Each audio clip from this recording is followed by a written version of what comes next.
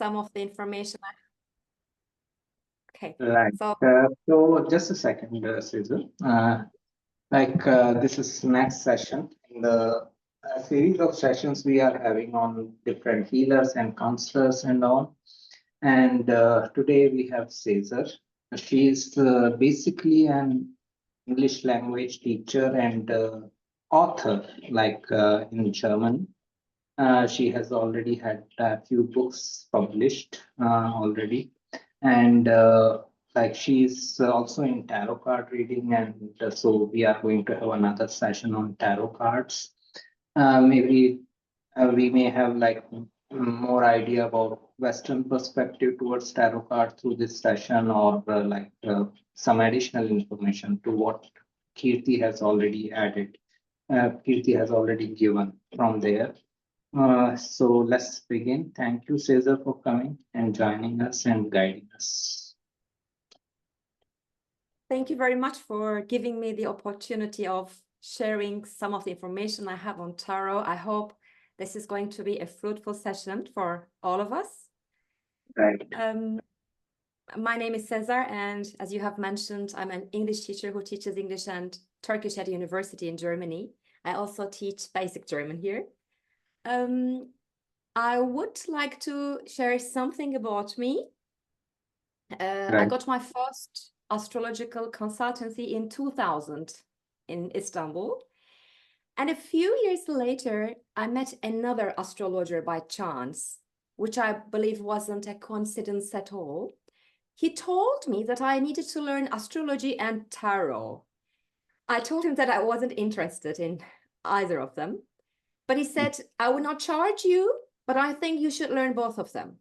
And when he said he wouldn't charge me, then I knew that that wasn't going to be for money. And then, interestingly, we started to meet once a week for a few years. And in time, we've become friends. He's a Western and European astrologer who also analyzes his clients' natal charts with the help of tarot cards. So I learned to interpret tarot cards with natal charts. Then I've shifted from Western or European astrology to Vedic astrology, as you know. But I think we can all benefit from this invaluable knowledge in addition to our Jyotish knowledge too.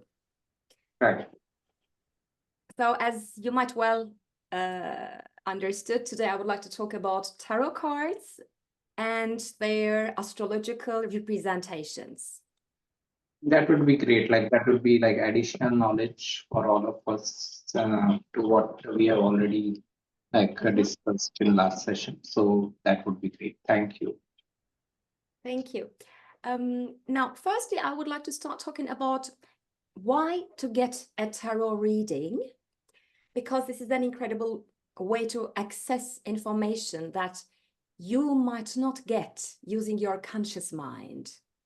So I believe what a tarot reader does is to initiate a conversation between the client and their true self, or spread, subconscious mind, unconscious mind, however you call it. So this is why I believe tarot is a bridge between two worlds. And tarot also offers us invaluable information which belongs to the ancient civilizations and cultures. It can help us to make a decision. So, for example, it can help us to be aware of the advantages and disadvantages of a situation, as well as the possible outcome of the direction to take in our life. It can also help us to solve a problem. We might have an idea of how to solve a problem by understanding our weaknesses and strengths. It can also provide us with some insights into any topic we aren't consciously aware of. So we don't have to have a problem, or we don't have to make a decision, but we can still ask tarot cards for their guidance. So as you can see, we can consult anything we like in order to embark on a journey or self-discovery, let's say. Now, how can we interpret tarot cards is another thing. Now, each card has a picture, and these pictures are actually symbols. They represent something. So we can say tarot is a hidden language, which is based on symbols, and these symbols exist beyond time and space. This is why all the symbols on tarot cards create a language, and this language comes from the collective mind of man. So in my humble opinion, in order to understand these symbols, we should have an idea of religions, history, mythology, the Old and New Testament, astrology, and numerology a bit. And all this information is essential to be able to read tarot cards. But I think the most important thing is the tarot reader's conscious level. Imagine a tarot card reader knows all the information, all the necessary information to do a reading. But if they have a pessimistic approach in life, or if they're aggressive, or if they're overly emotional or one-sided, judgmental, then the reading might not be so objective or insightful as you thought of. It is like choosing the right astrologer. I mean, we have the same thing when we go to an astrologer to analyze our charts. It's all about the astrologer's conscious level, actually. And this is why, I mean, for example, when I give tarot consultancy, I put myself into my client's shoes and pay attention to both what I say and how I say it. Now, I would like to give an example, if possible, showing you a tarot card, which many people are afraid of, which is pretty notorious, actually, this Tower card, okay? So it might symbolize chaos to a tarot reader or liberation to another tarot reader. Well, for me, both of them are the same, and chaos is nothing to be afraid of. For me, everything was born from chaos, you know, everything was created from chaos. But most people don't like to hear the word chaos because of their own maybe fears in their subconscious mind. So they may have a different connotation of the word. This is what I mean. Then we need to really pay attention to who we are getting the consultancy and what words we are using, what we are trying to deliver. But for me, for example, this Tower card symbolizes a sudden change because of, I mean, sudden change.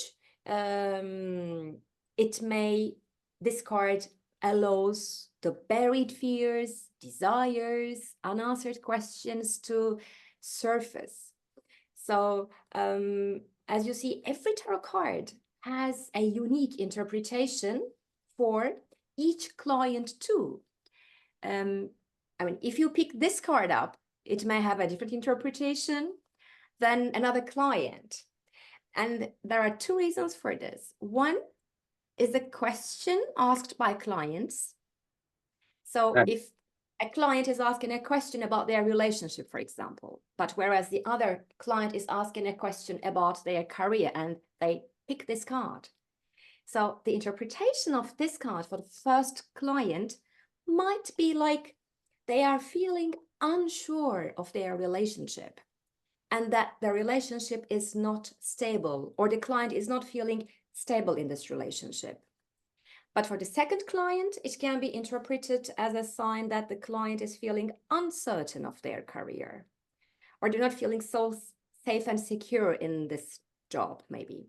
So as you see, the interpretation is based on the individual experiences. So it is good to know what this card means for every individual. And the second reason is that every card has a signification and every card represents an archetype. But as I analyze the cards with the client's natal charts, the interpretation of every card becomes something else for every client, because all these major arcana cards represent either a planet or a sign. Then when you pick this card up, I should check your planet, how your planet situation is in your chart. And for the other client, I should check that planet in that client's chart. And then the interpretation will again change, of course. So this is another aspect of reading tarot. But how can we better benefit from a tarot reading? Is that firstly, I think you should know that tarot is not a fixed prediction of the future, which I know that you pay attention to as an astrologer too, because the future has not been created yet by the individual. So it's rather a guide for the present moment, actually. You get your reading. And secondly, you should set a clear intention. You know, mostly when people come, they don't know what they want. And they don't know, they just want to hear something good, but they don't know what they want. And then we can't really say it. Imagine you have two clients, one of them knows what he wants from your analysis, but the other one has no ideas, but he just wants to hear something good. It is like this. So we get more benefits when we know what our intentions are, what we really want to know, what is going on, what is not going on. The more specific question you have, the more precise answer you will get. This is what I mean, actually. So clear intentions are really important before getting a tarot consultancy. And another thing is, there is no good or bad card. Every card has a positive aspect as well as a negative aspect. So actually, a good reading should provide a balanced perspective on the situation. I mean, you should be open to the whole picture, you know. You should definitely see tarot as a way to connect with yourself, because tarot mirrors the client's psyche. And it also helps you to discover yourself, putting your conscious mind or ego aside. This is why you need tarot, to understand what is going on in your subconscious mind. I make use of tarot for myself too, because I mean, who can always understand their subconscious mind? It's a hidden world. We don't know what there is most of the time. And of course, there are many different types of tarot packs. The one I use are Rider-Waite tarot packs. So I would like to show you some in order to give you examples of what I will say. Now, the reason why this is called as Rider-Waite is because of two names. Waite is a surname of Arthur Edward Waite, an English occultist who published his own book, The Pictorial Key to the Tarot. And Rider is a surname of William Rider, who published this book, actually. Okay. And there's also a resemblance between tarot and modern playing cards. There are 78 cards in the tarot, of which 56 are equally divided among four suits: wands, cups, swords, and pentacles. And these are similar to diamonds, hearts, spades, and clubs. And these suit cards are known as the minor arcana. Arcana means mystery or secret. And in both minor arcana cards and modern playing cards, we find cards numbered 1 to 10, and they are also followed by court cards. And the minor arcana cards are followed by 22 major arcana cards that depict symbolic figures, elements in nature, the experiences of man in his spiritual journey, his hopes, fears, sorrows, joys. And there is another similarity between the major arcana cards and modern playing cards, just as the Joker. This is unnumbered. This has no place in our deck. And the Fool here, the Fool card here in the major arcana card, is also without a number of its own. Now I would like to move on to the connection between these major arcana cards and our path. The major arcana cards describe the path to enlightenment. These 22 cards deal with the, as we know, descent of man, the Joker, into the world, and his journey and the experiences of man in this journey here. So we can call it the man, the primordial man, who is the first emanation of divine light, or the cosmic human figure, called as also Adam Kadmon in Hebrew. the major arcana cards indicate 22 stages of his life on Earth. So this is why we have 22 cards here. But the first one, this Joker, numbered 0, was formed from, the union of Uranus, the sky god, and Gaia, the earth goddess. So 0, to my understanding, is like nothing on the one hand, but by nothing, I mean no experience on Earth with this body, let's say. But on the other hand, 0 has all the potentials waiting to be manifested here, like a neutron that has no positive or negative charge. So this man, this Joker, is you, me, everyone who is on Earth at the moment. So the major arcana card indicates this man's, our journey on Earth, which is our journey of evolution, actually. And the Joker is also called as the Fool card because he is inexperienced. Because he's a young guy here, so it represents youth. Some people also call it like the card of innocence. Yes, why not? Because innocence is you're not experienced and you have a good perspective on things. I wouldn't say no. Yeah, it represents youth, innocence, adventure, innovation, indifference. And I would also say, you said innocence, but I would interpret this innocence as like the bliss of ignorance. No, because he's inexperienced. He doesn't know. This is why he's ignorant and he has no responsibility, And this card, all these 22 major arcana cards they correspond to a planet or they correspond to a sign. Okay, so we have 10 planets. This is Western astrology. We don't include Rahu and Ketu here. The North nodes are not included. So 10 planets plus 12 signs. Then we have 22 all in all. And this one, although this is 0, this card corresponds to Uranus. Okay, so this is why it is a bit unpredictable. Okay, and as you see, his head is up and he doesn't see what is coming. He just wants to go. He has lots of desires. He has no fears, just wants to do it, but he doesn't know how. He's not experienced. This is why he has no fears at the same time. But then the dog is trying to tell something. Hey, be careful. There is something and you don't see it here. Okay. So here, the Joker or the Fool card, as you see, is represented by Uranus, and Uranus is also the planet of freedom.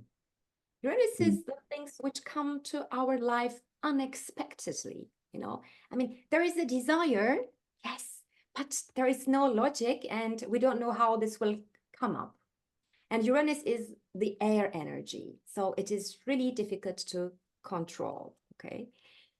And major arcana cards, these cards start with a Fool, 0, and ends with the World. I think they're mixed here. Yeah. Okay, ends with the World card. I think I mixed them and okay. I will show it anyway. So the Fool represents the initial card and the World represents the final card. So the Fool is like the first step, the initial step of our journey. And the World card, it signifies completion. And then we get wisdom because we are experienced then. I also use these major arcana cards to understand my own spiritual journey. I make this intention and then I just pick up a card and to understand my current position. So this helps me to realize my true potential at the time being and realize the possibilities which are waiting for me. So it's like a guidance to show me, hey, here, this is the step you are in, this is what you can do, use this potential. And major arcana cards represent our major life events and spiritual lessons. So we can see major arcana cards as themes in our life, which are beyond our control. We can call it as destiny, fate, karma, whatever. These cards indicate something which is influencing me, and I seek advice regarding this issue. But by the way, these 22 major arcana cards are connected to 22 letters of the Hebrew alphabet, which can be something you might have heard of, but which is really important, especially as I give medical astrology consultancy. This is really important to understand people's health in general, okay? And the minor arcana cards, they shouldn't be considered as minor or not important, you know. They can be accurate in answering our questions about specific areas of our life, like daily life. I know someone who picks up one card every day, you know, to have in the morning, just to see what is waiting for this person, okay? And he's an astrologer at the same time. So he picks up a card and then checking the sign or the planet situation, he has an understanding of the day. I know that in the past, people used to pick up one card on the first day of every month to have an understanding of their month for 30 days. But again, they used to check what sign it is, if there is a planet at the moment, if they have a planet in their natal chart, so they make connections.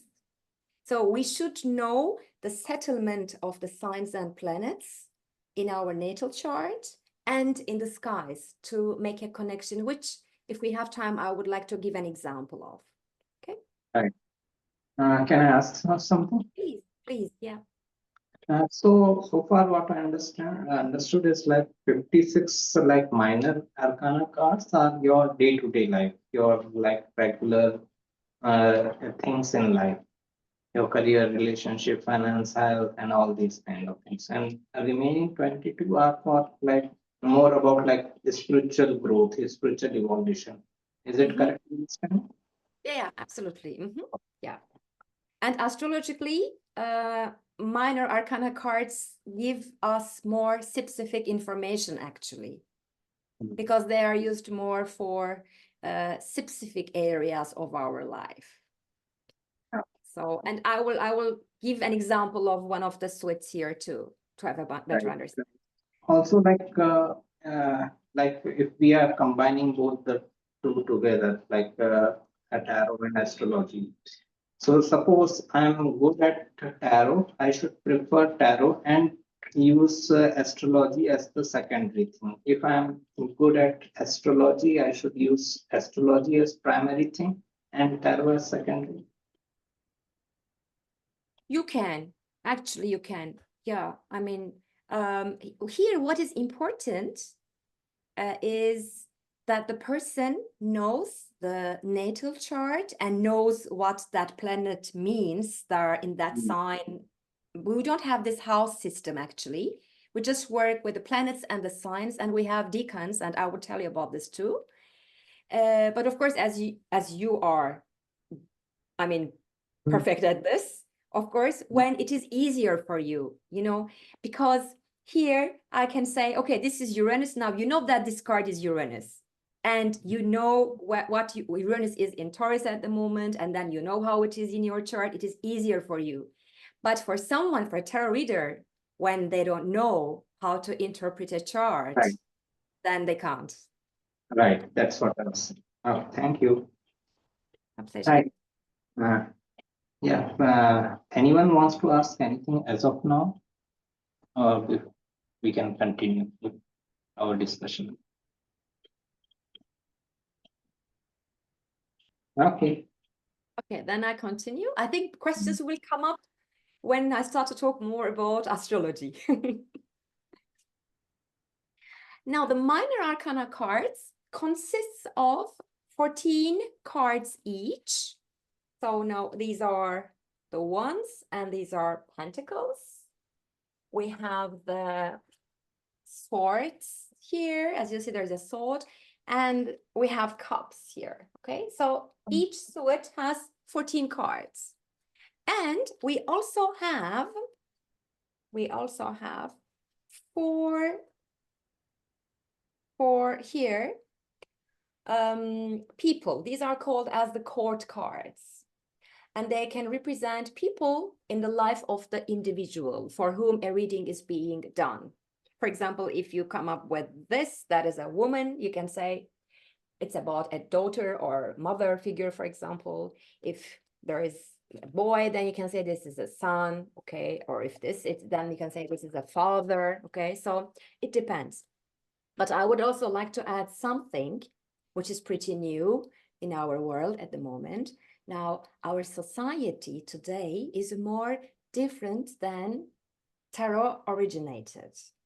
So it is also possible to interpret a woman through a male card or a man through a female card, depending on the client, okay? So the court cards may also refer to situations or characteristics of your life, which the court cards symbolize. And when it comes to tarot and astrological correspondences, now, each card in the tarot deck has a correspondence astrological sign or planet. Now, the minor arcana cards are different, okay? Let's talk about the minor arcana cards first. I said that we have 4 suits and wands, for example, or wands, yeah. These ones, the source of wands, all these 14 cards actually, they correspond to the element of fire. So it is easy for someone who is knowledgeable on astrology to understand what fire represents, right? Fire is active, it is outer directed. It is linked with spirit, inspiration, self-expression, and will. And fire element represents yang energy or masculine energy, which is important in our interpretation. And the people on these cards here, with the court cards, or the other people too, they are dynamic, they are confident, enthusiastic, they want to do something. When these cards appear in a reading, they indicate that an action is required, and the person should be courageous to overcome an action or a situation and start an adventure. So, and we can also tell the person that the person may need to take some risks or assert herself, okay? But when we have this swords, now swords relates to the elements of air. So all of the cards here in this sword represent air element. So this is again yang energy or masculine force. And the characters here on the swords are thoughtful. They are looking for answers to their questions. When these cards show up in a reading, it means mental or verbal activity is needed. And these cards represent like air element, communication, logic, and good judgment at the same time. And when we have cups here, now cups are associated with the element of water.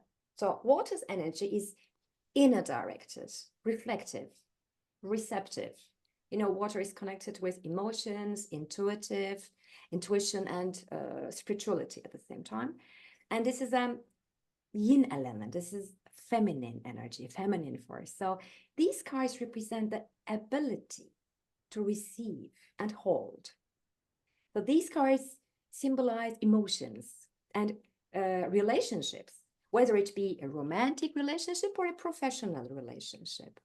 The client may be having positive interactions with the people they are in a relationship with, or seeking full settlement in their life, you know, and satisfaction in their life too. But I mean, it doesn't mean whenever you pick up a cup card, it is all fantastic. No, the person may also suffer from a disappointment or loss in their relationship. That is also possible. And when it's about pentacles, these cards correspond to the earth element. So therefore it's feminine and yin force, and it's related to security, stability, sustenance. You know, these cards represent the body, mind, sorry, not mind, money, resources, values, more practical concerns of life, property, the material or the physical world, let's say, the earth element, actually. Absolutely. And when these cards appear in a reading, it's a sign of physical, financial, or work-related matters. So, you know, you can, I mean, I think of like this with Vedic astrology, like this earth element is like Artha, you know, like the second, the sixth, and the 10th, you know, signs. And we can apply it for all the other signs. And these cards may also signify the person. The person needs to focus on practical concerns of life. I mean, such as, for example, the way they need to make money or their physical health, etc. Okay, like the Artha in their life. And when it's about the court cards, the 4 cards I have shown you, now here we have king. I mean, we have here 4 kings. So king is powerful. He's a powerful ruler. He exercises authority over the territory he rules. So as the king is at the top of hierarchy, this card represents a completion because there is no higher position to attain. I mean, you are the king, okay? So a cycle here that begins with the ace 1, the first part of the minor arcana, has been completed. So the individual has to prepare for maybe a new way of life. There is nothing else to attain here, okay? And when it's about the queen, I mean, queen here, the queen represents, and all the queens here, of course, all the queens here represent the traditional feminine qualities of leadership, especially the qualities of creativity and cooperation. Like this card shows that you are mature, you know when to compromise and when to take a stand. No, the queen portrays an authority. Of course, she's the queen. I mean, she's an authority figure too, but she's not nurturing. She's understanding. She's like a mother. So the queen uses her authority to cooperate instead of controlling, dominating like the king, you know. So we can say that this card signifies people who express their authority through nurturing qualities, okay? And when it's about the knight, a knight is someone who has been, you know, honored by the king for their valuable services. And this means the person is aware of their responsibilities, aims, their path. They know, and I mean, he knows what to do. So this card shows a sense of dedication. It can be a person, it can be a project, whatever the question is. And he's ready to do, and he also has some motivation. And page here, this is a personal attendant of the royal family. So the job of the page is to serve in order to move forward. So the page represents preparing yourself to succeed at something. You need to work hard and you need to be prepared for the task you have. And the astrological correspondence of these cards is, now all the page in these 4 suits represent an asteroid. So I think we will all understand this better after your asteroid class tomorrow. I'm looking forward to this. Okay. And the queen, all the queen cards represent the cardinal signs. And the king represents the fixed signs. Okay, this is how we decide when we interpret tarot cards. Okay. And when it's about asteroids, by the way, I don't know if you will mention them in class, but we have 4 asteroids because we have 4 page cards. Okay. One of them symbolizes Ceres, the asteroid of Ceres. The other one, Pallas. The other one, Juno. And the other one, Vesta. Okay. So I would really like to learn more of these asteroids in our class. Thank you. We will discuss tomorrow. Okay. So, and I would also like to talk a bit about the numerology of the tarot, which is really important to us. And I think we're going to have a session on numerology next week, which I'm looking forward to. Now, this is about the numbered cards. Each suit includes an ace. I'm talking about the minor arcana cards. Now, each suit includes an ace here, okay? And we don't have a number here, just an ace. And then this is followed by cards from 2. You see the numbers here, I guess. Okay, 3, 4, 5, 6, 7, 8, 9, and 10. So the court cards don't have a number, okay? So these cards, which I have just shown, are also known as pip cards because numbers on cards represent the card's value. Now, when I do a tarot reading, I also approach these cards from a numerological point of view, which I highly recommend everyone. The reason for this is because sometimes the pictures on the cards tell a different story than the number of the card and suit. Now, I would like to give you an example. Because this is what I have experienced from my clients. Here, okay, this card. The 8 of Cups in the Rider-Waite-Smith. Now, this shows a man walking away from, okay, 8 cups, which suggests leaving something behind or leaving someone behind, such as our relationship or an emotional situation, whatever the question is. However, the number 8 connotes achievement. So I can interpret this card as getting the success you wanted, and now is the time to move on without looking back.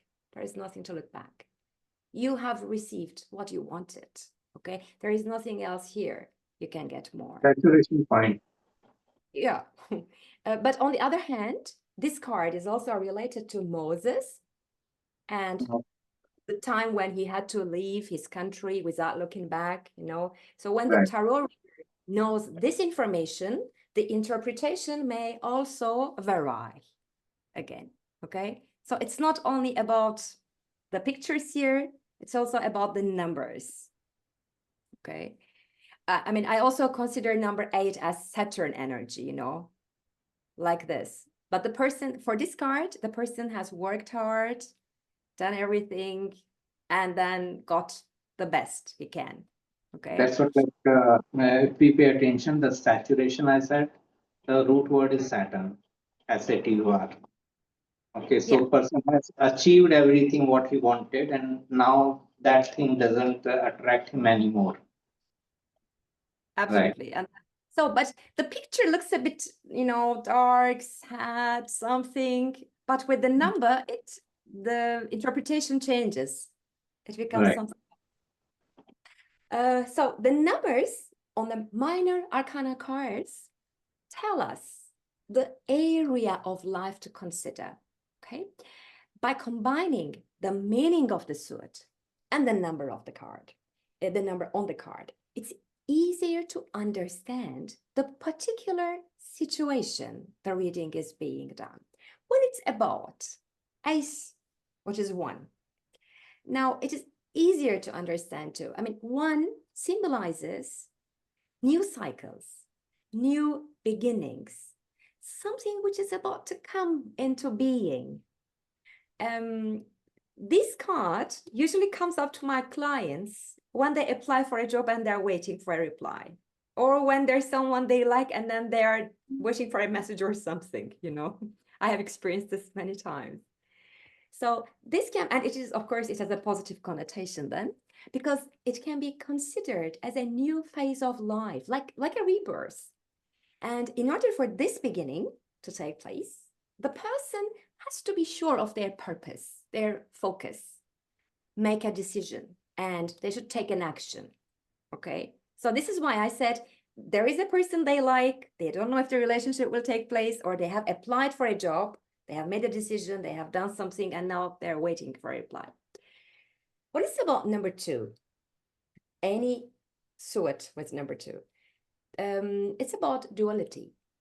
And this may represent a kind of partnership or union.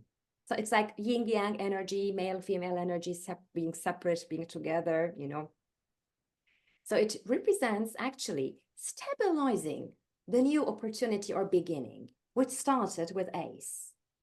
Now here with number 2, the new beginning may have obstacles or opportunities. It depends on the person, you know. If the person encounters blockages in whatever they started with ace, it means the person has difficulty with adapting to the new situation, or there is something unbalanced. So number 2 indicates that balance is required, you know. And as you know, the quality of time is important. I mean, when the relationship starts, when Venus is not in such a good position in the skies, you know, then it may have more challenges. But when it starts at a better time for him, for her, then this will be more supported. And then this number 2 here means the person will have more opportunities regarding this issue in their life. But I have also experienced one thing about number 2. Number 2, I think, number 2 also emphasizes that the person may be taking care of their partners or the other person's needs more than those of their own. So then I tell people to pay more attention to their needs too. What is about number 3? Now, whatever starts, whether it be a project or relationship, begins to take form. And there is some kind of growth or development which takes place with number 3. But on the negative side, the person may scatter their energy. They can do the things without thinking much. Okay.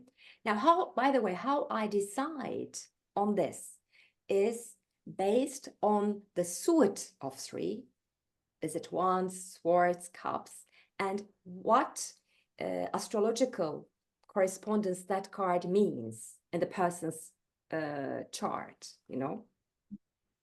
And number 4 is related to 4 elements or 4 directions, 4 seasons. Therefore, it's about stability, security. When 4 appears in a reading, it signifies self-discipline through hard work and productivity. Number 4 shows the person may need to work to maintain their stability. I mean, if the person thinks, I know I'm not in the right place, this is not a relationship for me, or this is not the job, this is not my dream job, then they may need to plan to change this situation. And while making this change, they have to be slow. They have to be clear about what they want, what their goals are. This is why number 4 in all these suits, the figure is either sitting or standing or lying. I mean, they aren't moving because this is what they need.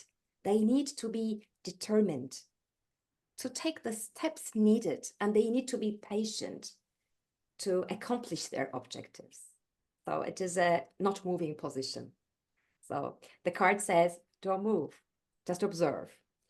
And when it's about number 5, 5 is the number of freedom and change in tarot.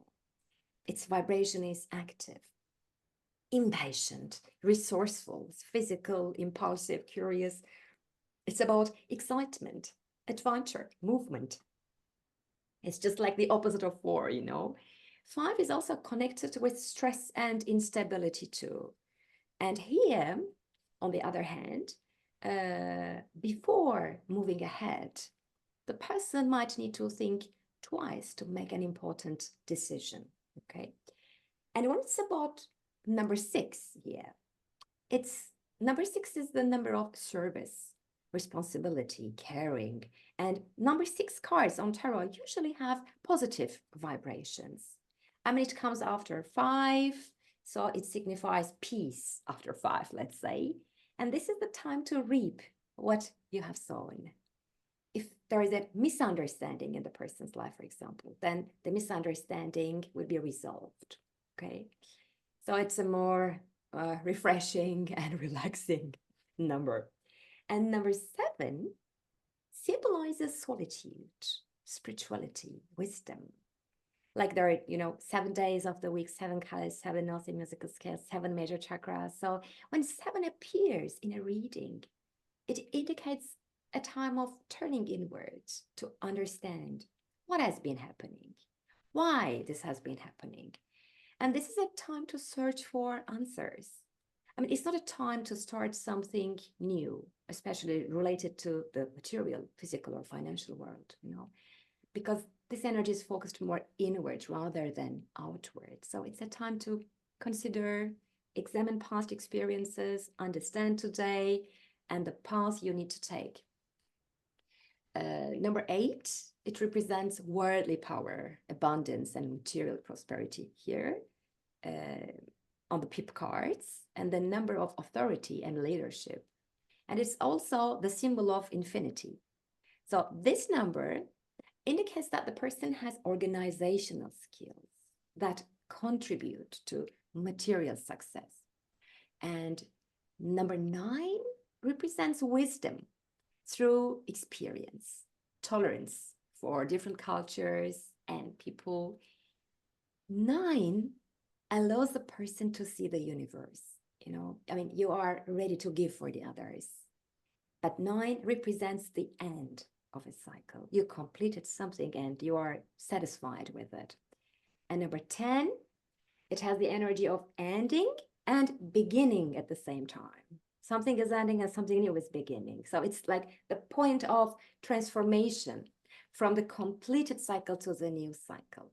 So, for example, if there is a situation the client has been avoiding, like avoiding a decision or avoiding an action or postponing something, then they should do it. It's a time to do what they have to do. They have to make a decision, they have to do something, and they have to just do something. It's not a time to wait here. They have to do it so that something else will come up. By the way, we can also make use of these tarot cards to have a general understanding for the collective. For example, this year is 2025. So that makes 9. 2 plus 2 plus 5 makes 9. So we should think about cards with 9. In the major arcana, it is Hermit. We have 9 of Pentacles, 9 of Swords, 9 of Wands, 9 of Cups, and all these representations of these cards in a person's natal chart or in the skies might give us an idea of how to interpret this. Similarly, next year is 2026, so we can have an understanding of 2026 by thinking about 2 plus 2 plus 6, it is 10. So 10 is the Wheel of Fortune card in tarot, but this is the interpretation for the collective. So this has both opportunities and some challenges, but we have to we have to check the other 10 cards with all the other swords too. Plus, every card corresponds to an astrological position or sign or planet. And then we have to check it with that person's chart to the skies too, you know? So, I mean, okay, 10 is collective, and then 10, 1 plus 0, we have 1. 1 is the magician card. A new cycle in our life is starting collectively, yes. But what is this new cycle? It depends on every person's chart. Okay, of course, there is another way, which is a bit easier. In order to understand every person's upcoming year in terms of tarot, there's a calculation which you can do. Imagine you were born on the 1st of November, let's say the 1st of January 2026. Okay, imagine someone was born, and then we try to understand what is waiting, okay, for this. What it is not, so wait, I have to think about something else. Someone who has already been born, and what is coming for that person in 2026. Okay, for example, someone who was born on the 11th of July. Okay, you can take my detail if you like to. 6 February 79. Okay, can you say it, please? Yeah, 6 wait. February 79. 6 February 1979. February, okay, 2026, for example. So this is how we do it. Actually, you have got it. If someone was born on the 6th of February, then we have to take 6 plus 2, which is 8. And we have to take the numbers of 2026, which is 6 plus 2, 8, plus 2, 10. So then we have 18, and then 18. This means this person is going to experience card number 18, which is coming, which is the moon. Okay, so of course in 18 we have, I always check 1 and 8 too. 1 is the magician card, and 8 is your power, your will card. So I can say that the person will be able to do what he wants based on his emotions. But then I need to check this astrologically, okay? No. What this card, what this number 18 means, okay? As a major arcana card, number 18 corresponds to Pisces. So I would like to check the position of Pisces, okay? And we all know that Saturn is in Pisces, okay? So this means based on the situation of Pisces in your chart, there will be something in your life next year, okay? And then as 18 has 1 and 8, I can also check the position of 1. This is a magician card, which corresponds to Mercury. Okay, so Mercury will be important next year than any year before. And number 8 is, it corresponds to the sign of Leo.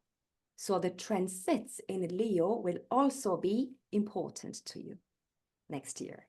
Okay, so this is how, but I mean, Saturn in Pisces is really something.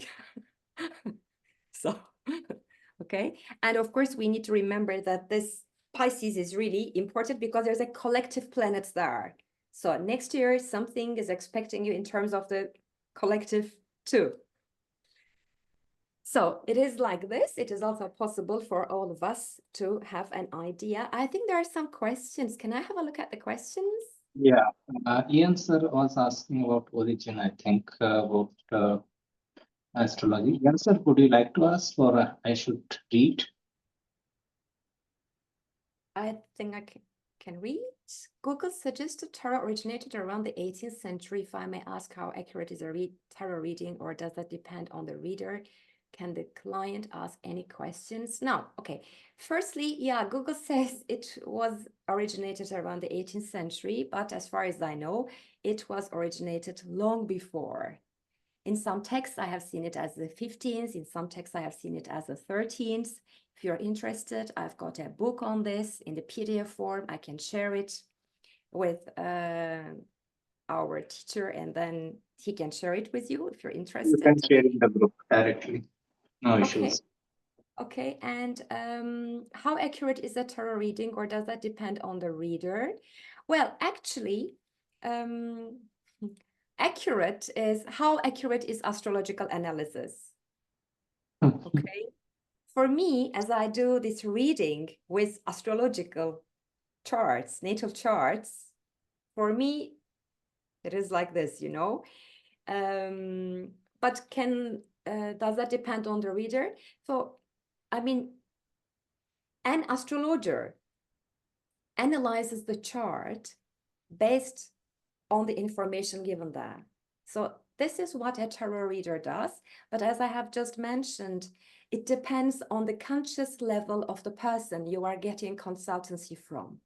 I mean, when you get consultancy from, for example, our teacher, it can be very satisfactory. But when you get it from someone who is not so knowledgeable on tarot, it may not be so satisfactory. On the other hand, how it is interpreted, how this information known is delivered is something else. It depends on the conscious level of the tarot reader. But otherwise, a tarot reader doesn't do anything apart from reading your subconscious mind. Actually, we are not giving you something which doesn't exist. We are just telling you what your subconscious mind is saying. What can the client ask any questions? Of course. The client asks, yeah, of course. But when it's about the questions, I usually do this. I feel like I need to change something in the question. Because as I have mentioned, the more specific the question is, the more accurate answer you will get. So a question like this, for example, am I going to get married one day? No, this is not that. I mean, your life. No, it's not like this.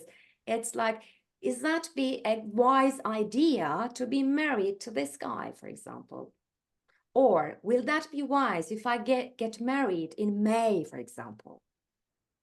Then more specific, and then it will be easier for you to get a more precise answer. Okay.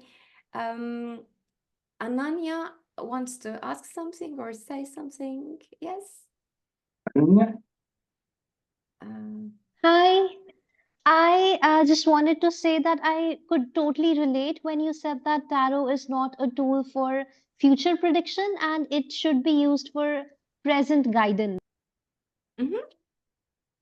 It gives present guidance, but it doesn't give or provide a fixed thing about the future.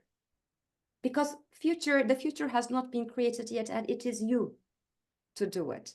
But like in astrology, Ananya, we can tell if it is a good idea to do this and what is expecting you if you choose this. It is like this. It is just a possibility among zillions of possibilities. It is like this. But there is nothing fixed. Nothing fixed. You know, it's about what you do, how you do. It's all about this. Like, for example, people are excited because Jupiter is in Cancer. Okay, but what did you do when it was, for example, in Gemini? Or are you doing something to make use of this energy? If not, just like planets come and go, and then if you stay just like this, oh, Jupiter is in Cancer, it is coming. Oh, fantastic. Then it will not be fantastic. And then you will say, hey, it hasn't done anything to me, but the other people, yes, because they have done something, you know, but you haven't. It's like this. So it's the same for tarot too, you know. I know a client who used to visit my teacher every day, asking the same question every day, because he could never hear what he wanted. So this is another thing. I tell my clients, not to ask me the questions whose answers they are not ready to hear, because then they get angry with me. I can see it in their eyes, you know. The difference between consultation and consolation? Excuse me? Consultation versus consolation. Yes, consultation. Yes, absolutely. Right. And I said something. I can totally Yeah, relate. I feel all occult sciences, the tools we use, human design, gene keys, numerology, astrology, tarot, they are all basically tools you can use for evolution rather than for predicting things, right? Absolutely. But I also use tarot for timing. You know, when someone asks me, when is the best time for this? Then I pick up the card, a minor arcana card, and then I check it. And then I check the planet in the skies when it will go there. And then I say, this could be a good time for you, you know, but not like something fixed, but it is like what an astrologer says. It would be good if you did it at this time, okay? But we can't evaluate every information we have. Although we want to, sometimes it is not meant to be and we can't do it, you know. Yeah, like in astrology, Vedic astrology, we have the dasha system, right? Yeah, we have data system here, and I would like to then talk to you about something which is not maybe very well known or which is known with different calculations. I will give you some something important about tarot and about your destiny, like numbers, you know, which I make a connection with Vedic astrology too. Okay, Oh, and this is yeah, I would love that. this is something you were born with, and this is something you will die with, this energy, but which has an important role to you in your life. Okay, I will share this information with you if we have time. So, so far, what I understood, if I just repeat. So, picture is one thing, like it is important, but it is not all important. Okay, like the picture of the tarot card. We should know the element of the card: fire, earth, air, and water. Which element it is? We should know the numerology factor, one number, two number, what that represents. Additionally, if we know the mythology, like you associated one card with Moses, okay. So if we know the mythology around the card, that is like additional help. Okay. I think so. Yeah. Yeah. So combination of all these things can help us in predicting, or maybe interpreting, not predicting, interpreting the card in much better way. I mostly like to use it for making people understand. Okay. I mean, I don't like this prediction part much. Okay. And because then they have the idea that this will take place whether they do something or not, which I don't like. So this is what we discuss in our classes also, astrology class. It is predictions are probabilities, possibilities. Right? It also depends on your actions, if you are putting actions in that direction or not.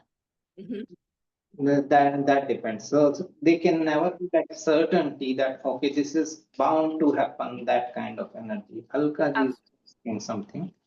Alkaji, you can ask directly. Yes, not a question, but just an observation that 22 is like a very important number as well. So, like all ancient temples, like Sri Jagannath Temple has 22 steps. So, 21 is for Ganesh, where Kundalini chakra is there. And once we awaken that, 21 plus 1, it becomes 22. So, and I think the cards are also 22. So, I see a relation there with the subtle body as well. Major arcana cards. Yes. Yeah. Now, according to some tarot readers and professionals, arcana, they don't consider 0 as 0, you know, they add it before the world card. So they consider the Joker card as the 21st card. Okay. So then in this case, this is not what I use, but just to answer your question, this is what I know. And I can even share the cover of the book I have. It is mentioned there like this. So in this case, 21 is, for this perspective, it is like the Joker card. Like the person has potentials, but not experience, but fearless.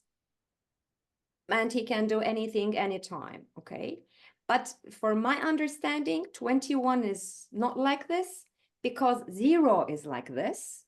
And then with these up to 21 cards in major arcana, we are experienced. So when we are experienced, we are on a journey of self-discovery, you know, enlightenment. We are making some way. So I don't find this logical, that the Joker is again this. But on the other hand, when we complete one cycle, and it is not like then we die, no. When we complete one cycle of 21, then we start a new cycle.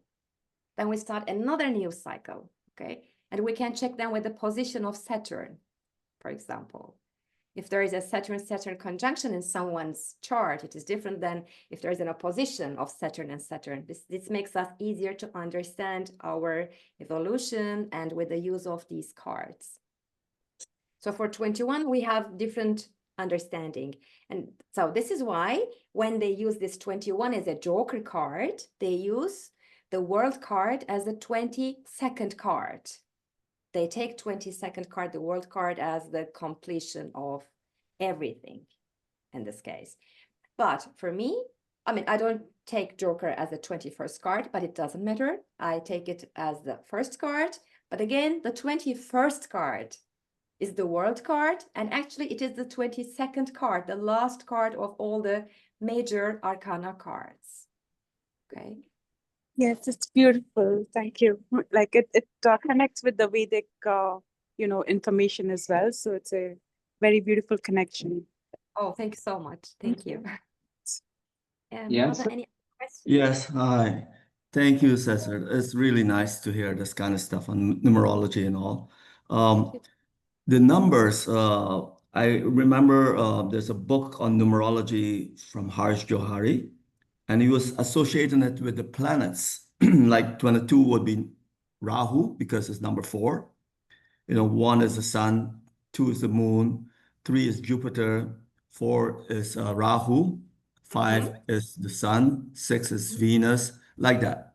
Do you look at it in that way, or are there other ways of interpreting? I know there's many different ways of interpreting in numerology, but Actually, I have this book. I have been looking for it, but I have this book. But as I learned reading tarot through the use of natal charts, but European natal charts, not Vedic astrology. When I learned this, I didn't have this information. And then when I shifted to Vedic astrology, actually, it was a bit difficult because we have nakshatras, and this is another world, This is why with Vedic astrology and this tarot, I don't know how it can work. I can maybe use it for the predictions, but I'm a bit traditional person. When I analyze a tarot, when I do a tarot reading, I prefer to analyze people's European charts. So the information I have, the connection between the planets and these things are actually with my understanding and information on the European tarology I studied. I learned this in 2007, a long time ago, but there are, of course, many different types of numerological systems. So this is what I use, okay? I mean, not with Vedic astrology. Thank you so much. Okay. But as far as I know, 8 also symbolizes Saturn. Right. Right, okay. Right, any other question anyone wants to ask? Ria, Ritesh, Suvarnaji, Angie. Then I will continue. Now it's getting more exciting, I guess. Correct. With this It's like fascinating so far, like how you are connecting astrology, tarot, and numerology all together. So, like it is quite new to me. at least. Okay. I hope it will be useful and not so difficult or complex, you know, because No, there's too much. helpful. Please continue. Okay, now I will continue the rest of this session, making the connection between astrology and tarot cards. Cards numbered 2, 3, and 4 are all related to cardinal signs. Okay, so Aries, Cancer, Libra, and Capricorn. Cardinal signs are, as we know, I think we are all in Vedic astrology class, or we have an idea, I guess. Okay, so cardinal signs are considered the initiators or leaders of the zodiac. So they represent the start of their respective seasons. And cards numbered 5, 6, 7 on the minor arcana cards, they're all related to fixed signs. So Taurus, Leo, Scorpio, and Aquarius. And fixed signs are reliable, they are stable, they are dedicated, okay? And they represent the middle of their respective seasons. Cards numbered 8, 9, and 10 on the minor arcana cards are related to mutable signs, so Gemini, Virgo, Sagittarius, and Pisces. And as we know, mutable signs are adaptable, they are versatile, and they represent the end of their respective seasons. So now we have mentioned that the suit of wands corresponds to the element of fire, okay, and swords correspond to the element of air, cups to water, and pentacles to earth.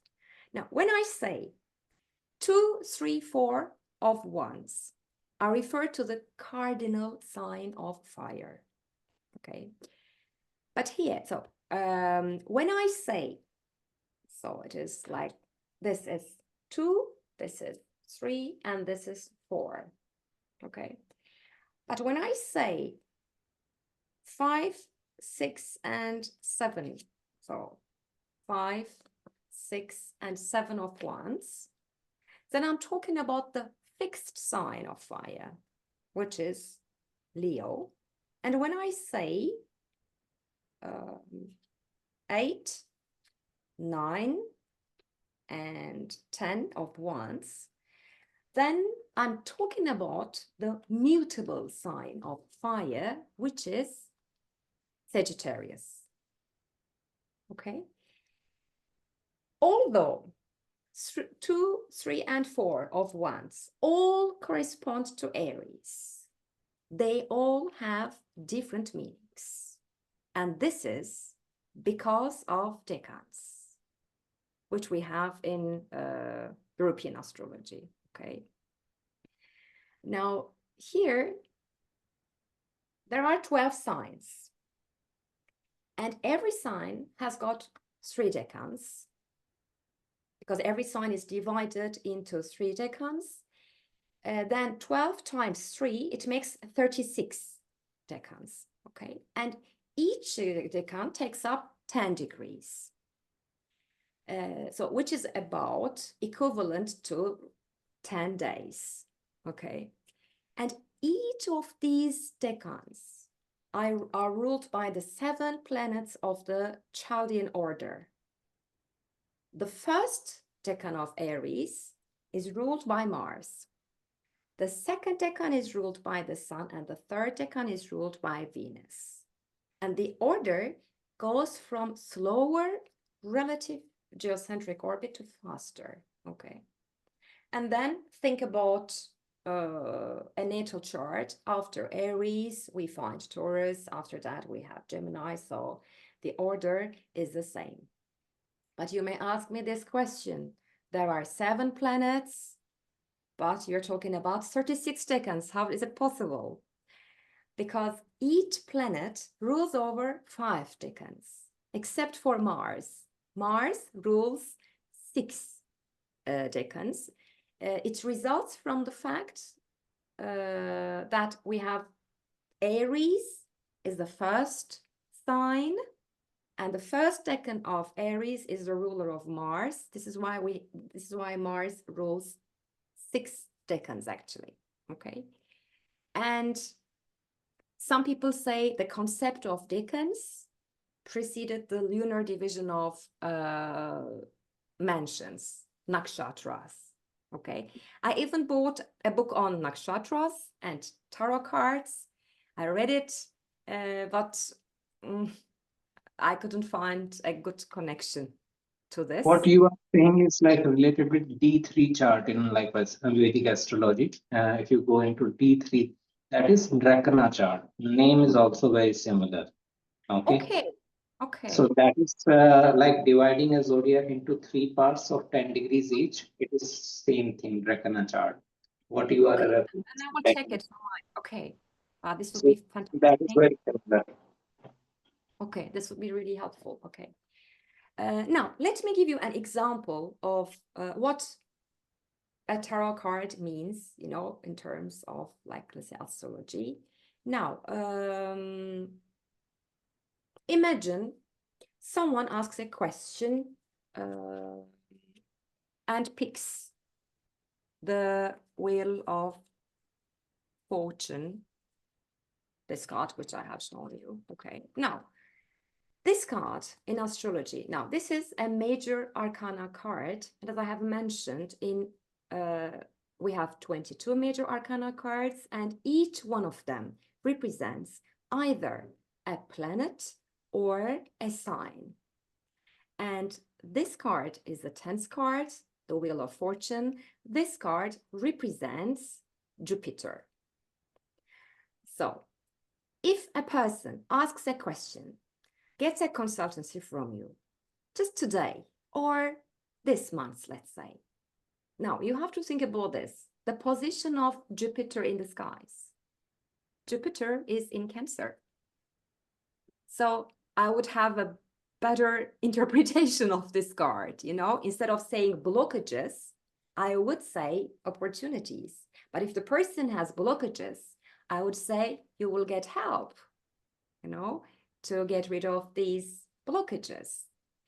But if the person picks up this card, let's say January 2026, then Jupiter will be in Gemini, and the interpretation might not be so fantastic because Jupiter in Gemini has some challenges on its own.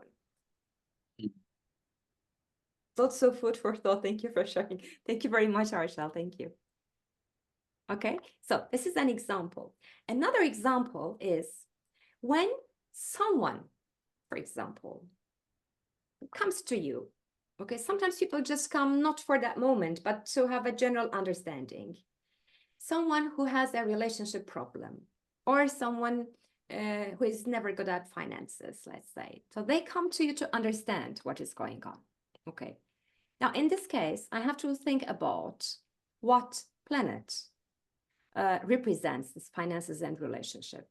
Then it's Venus. Then I check Venus and the position of Venus in the person's chart. Okay. Imagine that is Venus in Virgo. Now, normally, this is not a position we would love to have in a natal chart. But when it's about tarot cards and when it's about the decans I have just mentioned, the degree of Venus becomes important. So imagine the person had her Venus at 15 degrees in Virgo. This is the place when Venus has strength, because Venus rules the second decan of Virgo. So between 11 degrees and 20 degrees. So then my interpretation would be a bit better, okay? And when it's about tarot cards, I should know what card represents Venus in Virgo. And now I will show it to you. This card shows Venus in Virgo, okay? So Now, the woman here, as you see, is domesticating plants, fruits in her garden, taking good care. And then she's also holding a hawk, and she's holding the hawk with a glove. She looks calm and peaceful. So the woman in the card reflects her nature by organizing things. And she trusts this organization.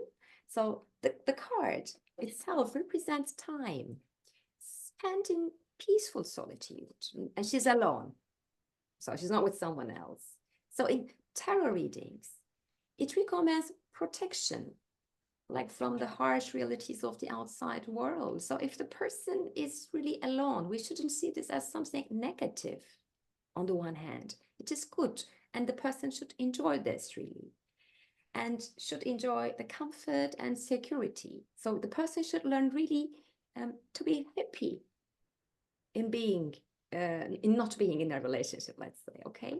But here it says, the person will have accomplishment by careful planning, like here, the plants, and hard work.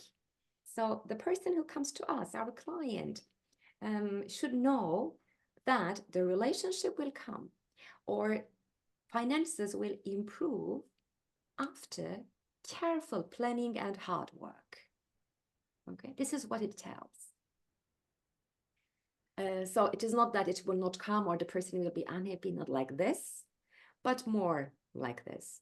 And of course, then when we say this, the next question which comes up is when? When is he coming? When is this going to take place, you know? And we have something for this. Then we should remember that the second decan of Virgo falls between the 2nd and the 11th of September. Then this is what we can say, you know, to the person. Okay, but I mean, if he comes today, then he has to wait for 1 year. But if he had come 2 months ago, then it would have been a bit closer, you know. Okay, so it is like this. But of course, we should check the skies at that time. Okay, what is in Virgo at that time? I mean, okay, the relationship is coming, but what is expecting in this relationship, you know?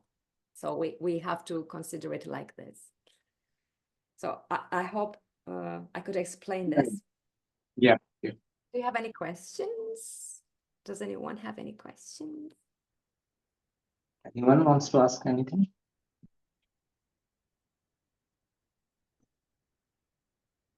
Okay, then I would like to move on to something which everyone can use easily for themselves. Okay. Now this is the personality tarot card and soul tarot card. Now I will tell you how to calculate it too. The personality card, actually I see the person, okay, let me first tell you, then I can ask your opinion. The personality card represents the outward persona, the characteristics you present to the world. So your personality card reflects how you present yourself to the external world, what your lifestyle is, the impression you have on people. It's like an outward expression of your true self or of the soul card. So I see the personality card like Lagna in one's chart. You know, this is what people see about you. But when it's about the soul card, the soul card represents your deeper spiritual essence. So your soul card reflects your core archetypical energy. It represents your inner motivations, your life purpose, why you are here. I mean, what you are doing here and the lessons you will need to learn.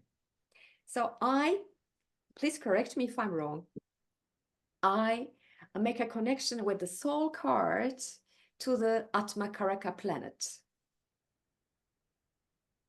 So here we have some lessons to learn, and that is why we are here.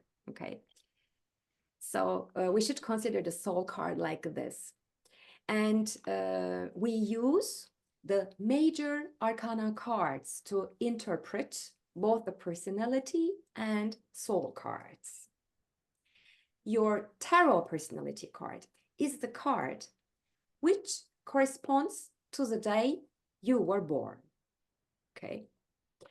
For example, for people who were born today, the 1st of November, their birthday is the 1st. So their personality card is the first of the major arcana cards, which is here, the Magician. So the Magician symbolizes the power of creation, initiation, manifestation. So the Magician as a personality card indicates a person with a strong will and a willpower, and someone who has the ability to bring their ideas into reality. So, I mean, actions speak here. This is what this card says. But if you were born after the 21st of the month, then you reduce it by adding the digits together until a number from 1 to 21 is reached. For example, if you were born on the, let's say, 28th, then you add 2 and 8, and you have 10. So 10 is, again, the Wheel of Fortune card. So this means that the person who views life's ups and downs, but at the same time, who is in tune with the cycles of change, luck, destiny. Okay, it's like this. But I always do this when I see a double number, that a double-digit number, then I always take 1 and 0 into consideration too. And 0 is the joker, like we have just talked. It's about unpredictability. So, but it may also indicate a person who has a big faith into new beginnings, but also a person who is immature, okay? So when someone was born on this date, on this day with a 0, then it may take time for the person to be mature, because he's at the beginning of the life, of this journey in this life, you know? And when it's about soul card, then I add up all the numbers and the person's birth date. And if that is more than 21, then I break down this number again. So when we think about someone who was born today, the 1st of November 2025, then we have 21 and 21. So 21st card of the tarot is the World card, the completion card. It's the last major arcana card. So this shows that the person is the end of a cycle. So this is like the culmination of a cycle. A person with this soul card indicates that the person's life purpose is centered on completing their current journey. You know, they can fulfill major life cycles. They can learn from past experiences. They are mature, they are experienced. They can understand more easily than the others.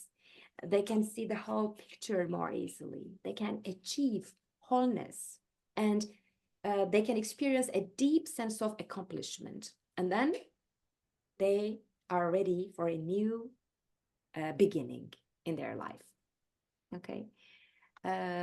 Of course, you can again add 2 plus 1, then we have 3, you know, and 3 is the Empress card, which symbolizes creativity and nurturing, and 3 corresponds to the planet of Venus.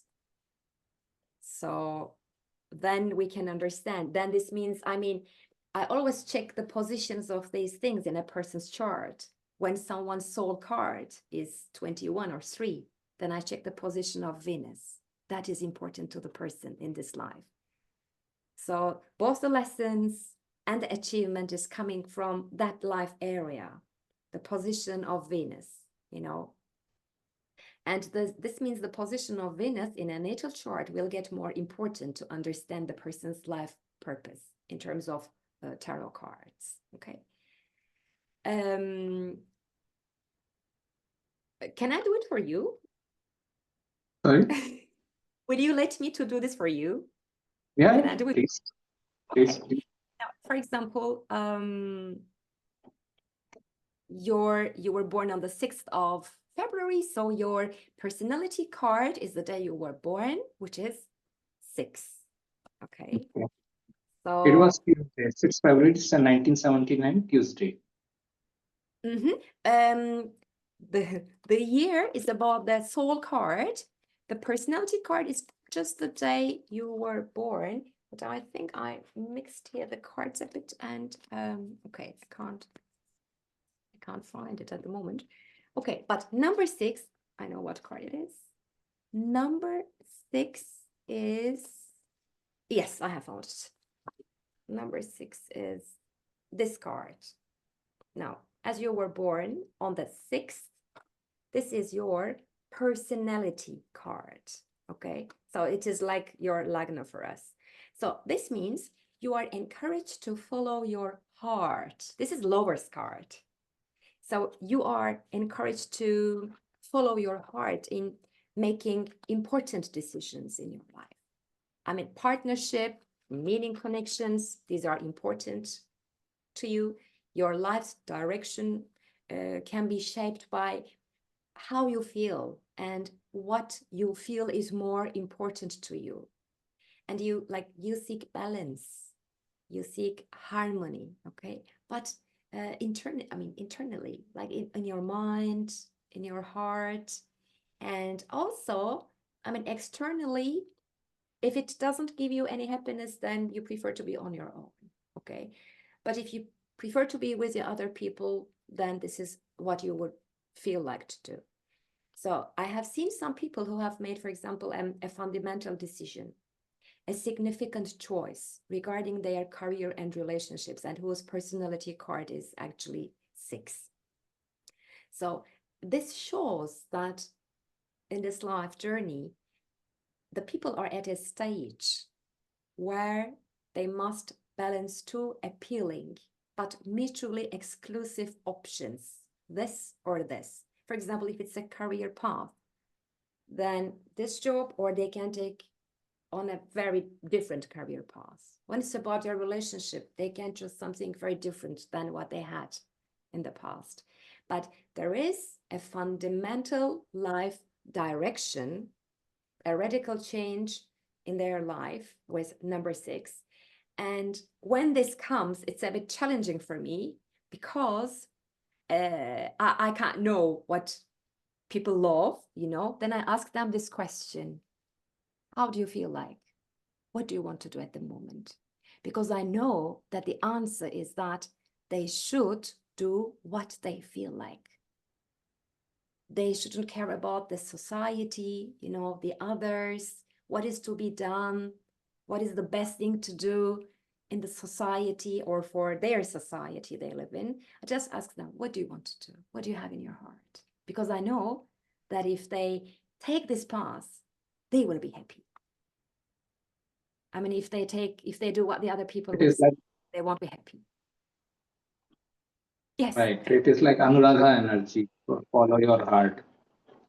Exactly, yes. Anuradha Nakshatra. Nakshatra? I don't know. Anuradha has the same energy.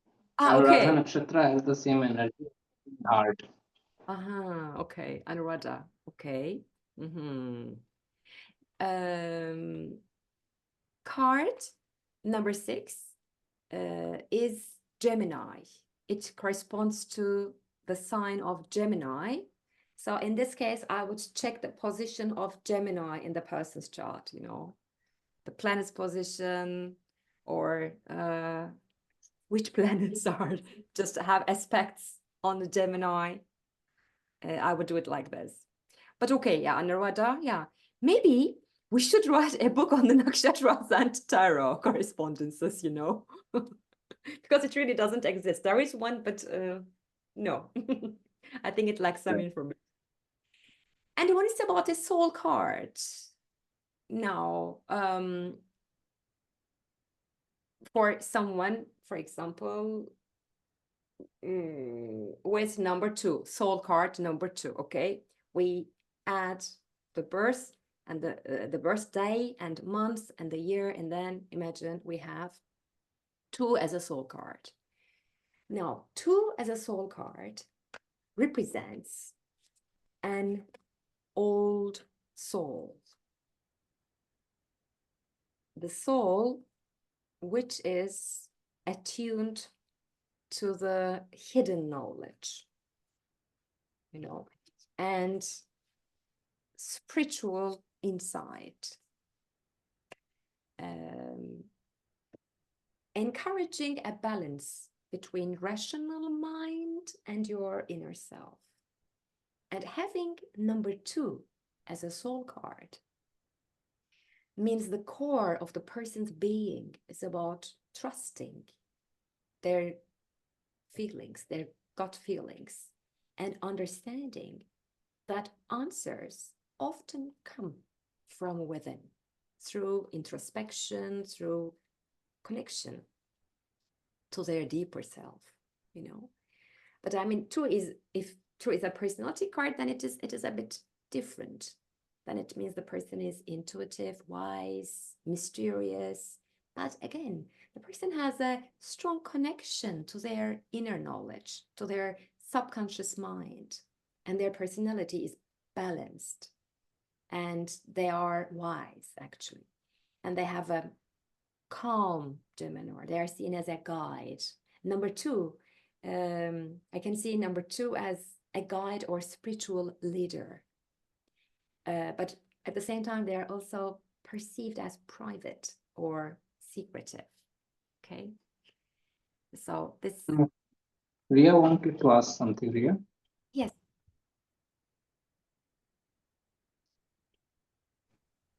Hi. That's really interesting. I'm just curious if you had met about the number 6. It's about, like you mentioned, following your heart, and then the person will be happy and it will work out for them.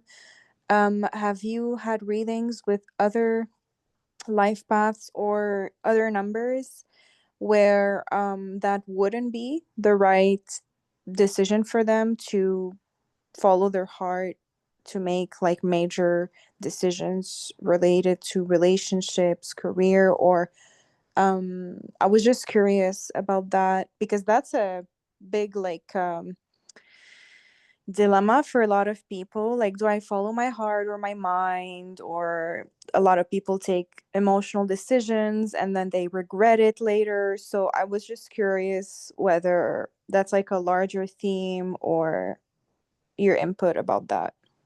Okay. Thank you for the question, Rhea. Now, what I have seen is, you know, like most people, when we think about our rashis, our natal charts, it takes some time for all of us to understand what to do with our Rahu, you know, or if we have planets in Upachaya houses. It may again take some time, you know, that we see the results. Like we say sometimes after 30 years old, after 32 years old, it is like this. So what I see here is, as I check the natal charts, what people want to do before they are 30, let's say, minimum. By the way, I don't do any tarot reading for people who are below 21. What I see is what they have in their heart is like going to Ketu, you know. I mean, because they are used to this energy and they want to do it. And actually, that's not such a right thing to do, you know. With taking the potentials in Ketu, we would really like that they go to, you know, Rahu in some way. So in this way, it depends on the age too. But in this way, I have seen examples like this. But at the same time, with number 6, after 30-32, they want to take a different path. I still have one client who gets this consultancy from time to time. he wanted to do what the society asked him to do. But finally, he said, I want to do this. Okay. But you know, he stopped working. He saved some money. And now the money he has saved is running. Okay. He's running out of this money at the moment.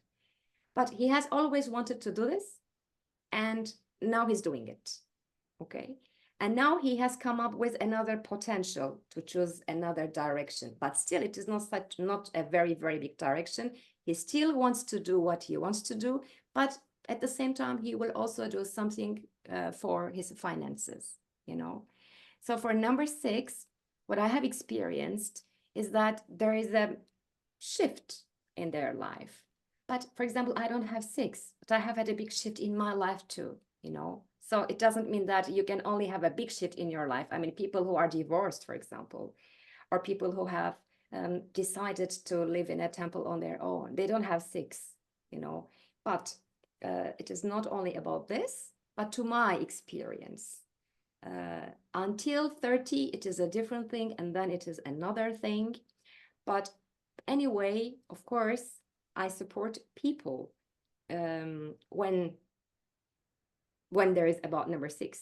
I, of course, support people to do what they have in their heart. But, Rhea, at the same time, I check their chart and the skies at the moment. For example, if it's about starting a new job, starting a relationship, whatever it is, I check the position of the planet. Is it retrograde?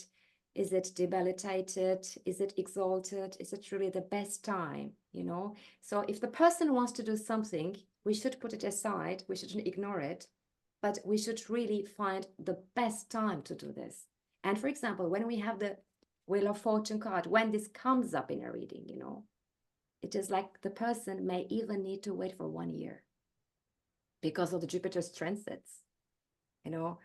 So, but at least we know that when we have a personality card number 6, or we have a soul card number 6, this means there is a shift. It is a part of the destiny, and the person should listen to their heart, should have a connection with this. And what I have seen is they have an experience in terms of relationship in their life. This is unavoidable. This guy I have talked about, for example, got married to someone from the same job, you know, but then he said, never again, for example, I am done with this, never again. So this is what I have seen. But of course, potentials are zillions. Maybe one day later, I can come up with something else. I don't know. Any other questions? I hope I could explain it. Kian is posing, like, yeah. Yeah, I have a question. I wanted to know your experience with number 3. Like, I am a life path 3. So, yeah, if you could share your experience With the number 3, actually, you know, I check the connection between the natal chart too. But all in all, when it's about number 3, it is the planet of Venus.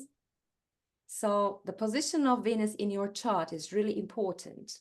But generally speaking, it's about creativity, fertility. The people with number 3, at least I can talk about the people I have met so far, and the ones I can remember, maybe there have been more, are kind. They're Venusian, they're kind. They have, like, I don't want to say an artistic ability, because, for example, if Venus is in Cancer, it may not be such an artistic ability, but then they're creative about nurturing the other people, you know? So, and then they are not, for example, selfish, I would say. It depends on your chart. But all in all, number 3 is about creativity and fertility. And these people will grow in their life through their creation. They have this abundance energy, and they also have something in their life about love and their self-worth. Okay, this is what I would say for number 3. Yeah, that is true. Like I am very creative. Even like if I have to study, I cannot study without my highlighters and my colors. And I actually have my Sun and Venus in Pisces. So yeah, like I am very empathetic as well. So could relate with the creativity part. Yeah, absolutely. Because it is the planet of Venus, so it's about this fertility and creativity. And you show it in the area of life where the house is settled, okay? In tarot cards, we don't have houses, but you can think about it like this too. Yeah, I have like Venus in 7,000 Pisces. This is as per my Western chart. Okay, then relationships also has a meaning for you. Or your work life. The relationships there, or maybe you will show your creativity there too, in your workplace too. This is also possible. Right, any other question? Anyone has? Can I add one more thing if we have time? Yeah, please. Okay, so because this is something which is Can you tell me, like, just to ask, you said like 6 number is like personality number. Then, like, if I add all the numbers together, it will be, for me, it will be 7 number as soul card number. Mhm. But card will be for every like suit, right? 6 of wands, 6 of like us, 6 of this and that. So Yeah. how you are deciding that this particular 6 numbers will be like this person's like We use the major arcana card, number 6. okay, not Okay. mine. Lover's card. For that like personality card and soul card both, you are using the major Yes. arcana. Yes, for both of them, we just use major arcana cards. Oh, great. But if Yeah. you want to know what is expecting you next year, Hmm. then you take your birthday, month, and 2026. But then it's for 1 year. These 4 Okay. cards will tell you about 1 year. Okay. Yes, Ian, is that Ian? Yes, actually, it's Radha. I was following on the other in the other room. I'm Ian's wife, so I said I'm gonna follow with you. So the question is, see, I did a tarot as a hobby. I know it's nothing professional, but I love tarot. In the age of 28 to most probably 34, something like that. I did it as a fun, but intuitively, I know you can get so many questions resolved, right? But now life went further down and more expansion into healing and restoration of mind, body, spirit. And I work deeply, closely with Maharshi Ayurveda. So the question is, the goal of any reading we do is what's the matter? What's the issue? And how can we deal with it? And how can we bring healing? So, my question specifically is how do you see if one needs an Ayurvedic treatment? And if it's an Ayurvedic treatment, how do you see that? Say if it's mental issue, how do you, I mean, do you know? I know you know, but which card does it show the healing part? That's what my question is. Now, when actually we have, it is, I mean, these cards, what I do or how I do my tarot readings are connected to the astrological correspondences. Okay. Yes. So for this question, there is nothing I can directly connect to tarot. I can't say Ayurveda represents this card, I can't say it. But what we could do is we can check your chart. We can check the position of the card. And then we can connect it to the qualities of the nakshatra. This could give us an idea, For example, if it's in Ashwini, then we could say, it's about healing. You should take a class about healing. Or, Right. for example, if it's about Satabisha, then I would recommend aromatherapy, for example. you know. Mm. So there is, as far as I know, there is no direct connection between this and tarot cards, but this is how I would make a connection. Beautiful, beautiful. So aromatherapy is a big thing in emotional healing. So yeah, When it's for about many emotional, people, when it's about go ahead. emotional healing, we make use of the cups, because the suit of Ah, cups are about cups with our water. emotions. Yes. What's in the cup? Is it water or wine? Just kidding. It Well, I depends. assume. Depends. It depends. Beautiful. Oh, I love your connection with tarot, with nakshatras, and I'm sure you have some connection with healing, because that's the ultimate thing in life. You know, so it's good. Beautiful. Lots of success with your journey. It's nice meeting you. Thank you so much. Very much the same. Thank you so much. So I Right. think we can always yeah, find a connection with everything, you know. right. You were saying about something more, like one thing Yes, we I can would like to say something which is not easy to be found, because I got some other seminars for 1.5 years about this tarot reading, and some information which anyone can find easily on the internet, or not easy to find the books either.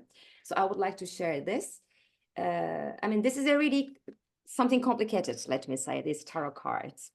And there is a lot of information. Now, this information I will share with you is something rarely known, that every major arcana card has an occult code, which is known as Esma-ul Husna in Arabic, you know, which refers to the qualities of God. So this also tells us the qualities of the person, okay? And I find this very interesting. For example, we have just talked about this Venus card, number 3. Yeah, now the cards here are shuffled, I can't show it. But number 3, the code, the occult code for the Empress card, number 3, is Daleth, which is Ed-Dayan in Arabic. And Ed-Dayan in Arabic means one who fully rewards those who pay their debts, who rewards his servants without wasting any of their deeds, who knows best on the day of judgment the account and the rights of everyone for what they did when they were in this world. So you see, Venus energy, it's about abundance, it's about fertility, it's about creativity. So there is a connection with the characteristics of God and with a person who has this card, or who has chosen this card. And as I mentioned earlier, every card, every major arcana card is represented by a letter in the Hebrew alphabet. And this originated from pictographic symbols. So each letter represents an object that conveys some meaning. And the Empress card, this Daleth, represents a door. So this means doors are important to this person. If this is a personality card or a soul card, even if this is the card he picked up at that moment for a specific thing. Another piece of information which I would like to share with you about these major arcana cards is that each card has a genetic code. This is what I make use of when I deliver medical consultancy. The genetic code of the Empress is L-serine, and this supports the production of neurotransmitters, okay? So I check the position of Venus in the person's chart, and then if the person has problems, you know, for example, getting a child, and then I can ask the person to check this amino acid in their body, for example, okay? But mostly what I have seen is people with these genetic codes in their personality or in their soul card have almost no problems in terms of these amino acids. Each card is also represented by an angel, but which I don't use in my readings. So if the client is interested in angels, then this information may be delivered. For example, the angel related to the Impress card is Anael, and Anael is one of the 7 archangels of the Hebrew lore. Okay. But I'm not interested, but this is just some information for you to have an idea of what we can check with tarot cards. And lastly, for people who make use of gems, every card is connected to a gem. And like, you know, we have this in Vedic astrology too. People come and ask for gems. I don't give remedies. I don't give gems, you know. But what is about tarot card, for example, every major arcana card is connected to a gem. And the gem of the Impress is a turquoise or emerald. Then I can, you know, ask the person to get this one. But I say, please go. And then they ask me, turquoise or emerald, which one? I say, I mean, ask your heart. I don't know, just go and pick up the one you like, you know, just like this. Because some people really avoid making any mistakes, but you can't make a mistake about these things. So, and this information is something which is, I guess, valuable and interesting, and which also gives us an idea of what we can do with tarot cards. Right. There is Yes. something from Alkananda. Tarot, theoretical and languages are all connected. Most likely, we can also find our mantra, song of life, fire. Yes, yes. We have these mantras with tarot cards too, like I have mentioned, with these major arcana cards. Yes, that is possible. For sure. Yeah, thanks. Just Yeah. that, like anything that is conscious, it forms like a toroidal energy pattern. So, like for example, Earth is also considered as like a conscious beings, and it has a toroidal energy pattern. And from any land, when we gaze to that toroidal pattern, it forms like, you know, sacred geometry. And when that sound is put into words, that forms like the language of that place. So you mentioned like Hebrew is and tarot are related, so it is all like connected. So Yeah, like Taurus, yes, the frequencies, absolutely, yes. yeah, it's beautiful. So maybe we can also find like our own mantras, as you mentioned. So I think I can say it in Arabic, but in Hinduism, I don't know really. okay. But if, for example, if there is a connection, for example, for I can say Gemini, okay? But if it falls on a planet, then I can say the planet, okay? But we have 22 major arcana cards, which have these frequencies, but only, you know, 10 of them are planets.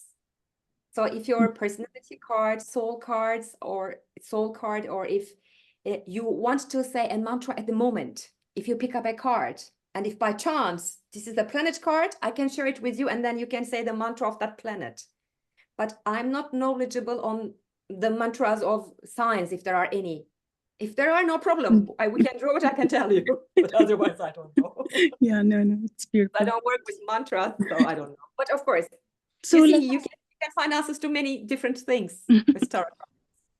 so like for example, if somebody asks, like if I ask a question about like when will this happen in my life, like how do you, you know, do that with tarot? Like, is there a prashna? Like, you know. Now, firstly, sometimes I pick up a card and then we have the answer, you know. But sometimes what I normally do is to pick up 3 cards. The first card represents the past, the second at the moment, and the third, the future, okay? And then we make a connection.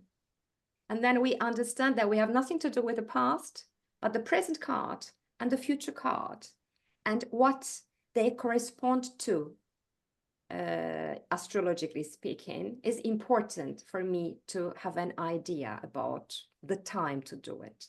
So actually, if I have to talk about the future, about the timing of something, then we pick up a card and then we check the position. And then, as I have just given an example of like Venus in Virgo in the 2nd decan, then I say, I give this specific time, you know, between this time and this time. Even the degree in the person's natal chart might give me an idea, or the degree of Venus in the skies might give me an idea, because we have 10 degrees in every decan. And for example, the first is the first the second degree is the second day of this time, you know, the third, if it is in the third degree of the second decan, then I say, okay, the third day would be better. So this is how we can do it, but I really don't like doing it. I don't do it for myself either, because I might not like the answer I will get if I have to wait for 1 year, for example. It's not so fun, you know. Yeah. It's like so how much percentage of it is like your psychic ability, and how much is like the rules that are already present? I couldn't get it. What the question? So like when you give an interpretation, how much of it is on the ability of you being a psychic, and how much of it is on the the Rashi and the rules, and which are already predetermined? It's actually when someone wants to come, I may have a dream. This is what I trust most. Or I wake up with a feeling, and then I have an idea of what the question might be like. You Right. know? And for example, I feel like, oh, the person can ask me this question, but they will not like the answer, so let me do this. You know, I have this before I started. And then when I started, for me, it's like analyzing a natal chart. I just have what I have in front of me, but still, Alkananda, when I analyze a chart, I have the same, you can do this or this, but in my heart, I have a feeling that not this, but this is most likely to happen. Okay. It is the same when we pick up a card. Here I use, you call it as psychic skills, I don't know what it is, but when I interpret a card, I interpret it based on my feelings. Okay. Yeah. But of course, I get stuck to the numerology information, the representation of the symbol and the number. This is important to me. But like when we have number 10, is it blockages or is it opportunities? Then I trust my feelings. Yeah. No, beautiful. Thank you so much. Yeah. My pleasure. Yeah. Any other question? Ananya wrote something. Unfortunately, I'm a clinical psychology coaching class in 5 minutes, so I have to leave, but lovely session. Absolutely loved it. Thank you loads. You're so kind, Sezer. I loved your energy. Thank you so much. Thank you. You too, the same for me. Thank you. Are there any other questions? Priya, Suvarnaji, anyone? But I'm happy that I received some questions. Otherwise, I would think, oh, I couldn't explain anything at all. When there are questions, I'm happy. The main thing which I like learned through this session is like it is far deeper than like what we understand. What at least I understood through like tarot. We understand only like picture. You have to interpret picture. The way you explained it is much deeper than the picture only. Okay. Like you have to see the energy of the chart, like element, the fire, earth, water, these kind of things. Plus numerology can help you, the like mythology can help you. So it is like mix of all the things together that helps like in making like much better interpretation. Okay, so this is like very new for me, at least. I hope you enjoyed it. Great. From my side, thumbs up. Thank you so much. Any other question, comment, observation? Canada Road. Okay, very kind of you, Sezer. Thanks for the lovely session. Ian, thank you. Rhea, very unique perspective. Thank you, Rhea. Ian, yes, we did. Okay, thank you so much Yeah, for attending and for the questions.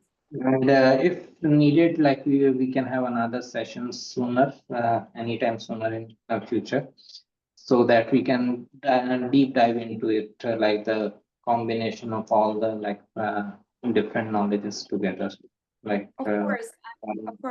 I can because I even think it will take time, like not in one session we can understand everything about like combination of all three, four things together. We will require more sessions, so we can have future sessions also.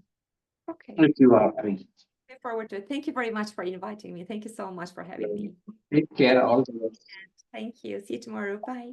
Bye.